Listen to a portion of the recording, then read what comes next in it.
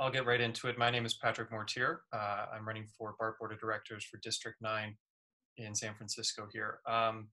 And the reason I'm running is, in large part, I have a background in politics and public policy as an education policy advocate and a nonprofit director. And at the same time, I also share a love for transit, bicycling around the city. And so I wanted to find a way to give back to San Francisco, to be able to serve the people of the city.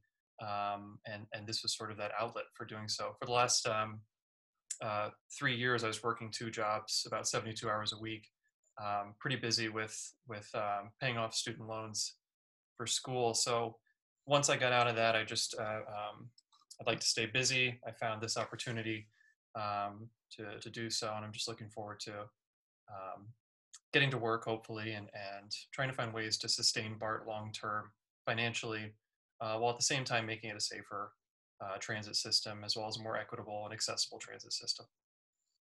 Okay, thank you for that brief statement. Do we have any questions for Mr. Mortiere? So, yes, I do have one. I really haven't been on BART much. Everybody's staying at home, and this is decimating the system. One of the things I notice on Muni, they have this, soundtrack that comes on all the time to remind people that it is only for, I forget what the word is. It's essential trips. Essential trips. Mm-hmm. And I'm hoping that BART is not putting that out there as well, because I think people need to get comfortable starting to use public transit again. And how would you propose to be able to address that on the board? Yeah, I think making the discrepancy between an essential and non-essential trip on BART or Muni or anywhere else is kind of ridiculous, right? These are right.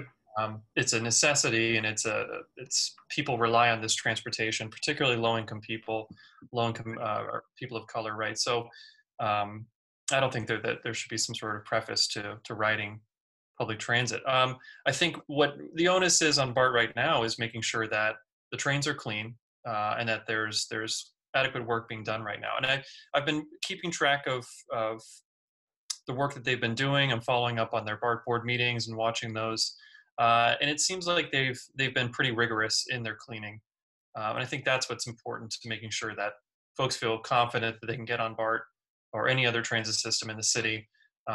They can get on and feel comfortable and safe and not at risk of getting the virus. There are some folks who will get on BART and not wear face masks, and that's frustrating. And I think that's another conversation we should have about having ambassadors at stations, having people that are enforcing these rules in a time of COVID. But I do think that BART has done a great job so far, at least in making sure touch points like handrails and in the station or the trains are cleaned, that the trains are cleaned daily, that there's proper filtration systems through the trains. So I think that's the appropriate first step in building up rider confidence and getting people back on BART. Yeah. Mm-hmm. Mm-hmm. Any other questions? Kyle. Do you have any ways to, in a sense, get people back on BART? Because right now, ridership has been destroyed, and so that means funding is going to be similarly crippled. And so things like running fewer trains, or as you say in your questionnaire, increasing the price for parking are going to tend to push people into driving at that point, which is not long-term, which is what we want to avoid. So I'm just trying to see if you have any ideas to bring people back on in ways that aren't going to have future repercussions against the system. Yeah, I think it's a great point. I think it's multi-pronged approach, right? There's no one answer to this. I think what starts off first is finding a way to stop fare increases for now, right? I think what's frustrating is that BART is going to be increasing their fares every 2 years until I think 2026, right? So you're putting that burden on riders to keep paying for a service that, frankly, has has declined, right? It's just getting, the system keeps expanding. So you're paying for the right. expansion whether you need it or not. Right, exactly. So I think the focus should be right now on the core network. The focus should be on getting ridership safety, getting ridership cleanliness back up to par, or exceeding that expectation, right? I mean, BART ridership before the pandemic was slumping.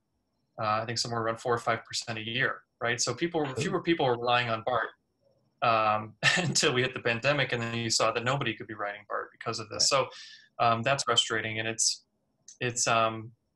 you know, that's part of it is being able to create a system or public safety system that ensures that people feel safe riding BART, because right now it has this reputation for being a dangerous system, and partly so. I get where people are coming from. Also, you know, there's discussion about developing more high density housing around transit stations. So right now they're expanding out to these suburban areas that aren't developed yet, and they're trying to bring in customers who are probably going to rely on cars anyway, but building more affordable high density transit related housing in those areas could attract new customers and new folks. Yeah, and then I think that the point is made, you know, focusing on the core network right now and making sure that we can improve the system, and not go expanding further and further out at this point. Thank you. Yeah. Any other questions? John Mark. Yeah, I saw on your questionnaire that you said you were, you know, most closely aligned in your values with Janice Lee and Bevan Dufty. Yeah, you're running against Dufty. So can you expand on what policy differences you have with him and what you would improve on? Yeah, I just met Bevan the other day and met with him and a few of the other fellow candidates, and I do think I tend to lean a little bit further to the left than Bevan on certain things, particularly around policing on BART. I know I just read a questionnaire of his the other day where he did say that he wants to cut funding to BART police and SFPD, or not cut it, but at least divest money away from armed officers to unarmed officers. I think we need to make that stipulation. You know, I think the reason I'm running against Bevan is not to necessarily unseat him. I'm running for his seat. I'm not running against him, but for his seat. Particularly because I think that I do have an understanding of where BART is going to be going in the next few decades. Whereas, you know, Bevan does have his experience with the city and the politics, but I just want to bring a different approach or a fresher approach to it. I think folks like Janice and myself, kind of have this different vision of where San Francisco will be moving. It's sort of a different style of politics. It's a bit more progressive, a bit more faster thinking, forward thinking. So that's kind of where I'm at. Yeah. I wanted to follow up too on your questionnaires about what you said a couple things about affordable housing on your questionnaire, and just mentioned it also. What do you define as affordable when you talk about housing, and do you make a distinction between